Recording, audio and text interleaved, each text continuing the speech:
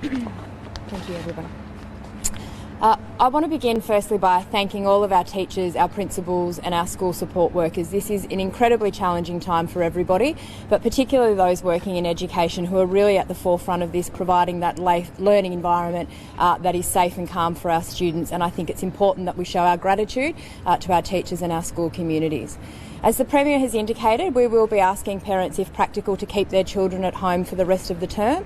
We have 3 weeks left of term 1 and we'll be moving to an online learning model in New South Wales. We've been preparing for this since the beginning of the year. We are ready to be able to transition. We want to make sure that our teachers have that single unit of work that they can deliver to their students, whether they are supervising children in the classroom or children are learning from home under the guidance of their parents. We have a lot of material that is ready to go. We will be communicating out to our school communities today, our principals and our teachers. There will be units of work made available for parents to supervise at home. We will be creating virtual staff rooms where each year group can come together to share resources right across New South Wales to ensure that continuity of learning and education for our children. I think for parents, they want certainty. They want to know that they will be supported in the choices that they are making. So whether they choose to send their children to school, if they need to send their children to school for the reasons that the Premier outlined, their children will be supported.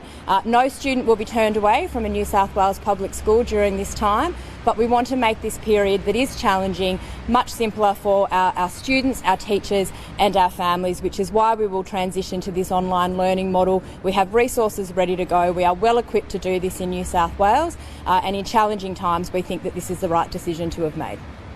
Questions? Premier Sarah Dicklin, I don't really understand. Should parents send their children to school or not? We are encouraging parents to keep their students, their children at home. We appreciate that for some parents that is not possible. Schools remain open. The health advice is clear about that.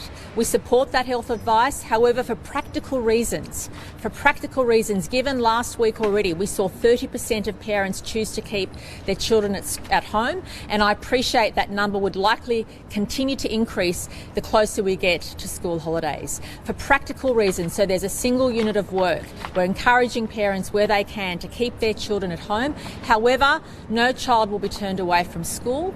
If there are parents who have no option, if parents want to send their children to school, that is their choice. Schools remain open for that purpose, but I want to make clear there will be one single unit of work, and that will be done through online.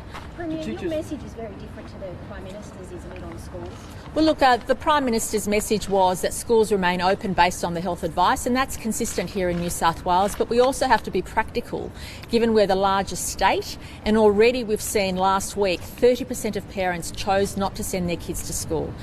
We want to provide certainty for parents, for students and for teachers.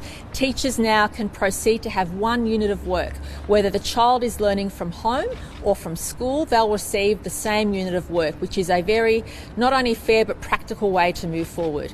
We want to send a strong message to parents. The choice is yours, but we are recommending, where you can, to keep your students at home, where they'll be supported by online learning, as the Minister has outlined. I want to thank the Department of Education, who's been transitioning to online learning since the beginning of the year. They've been planning for this, and there'll be a number of tools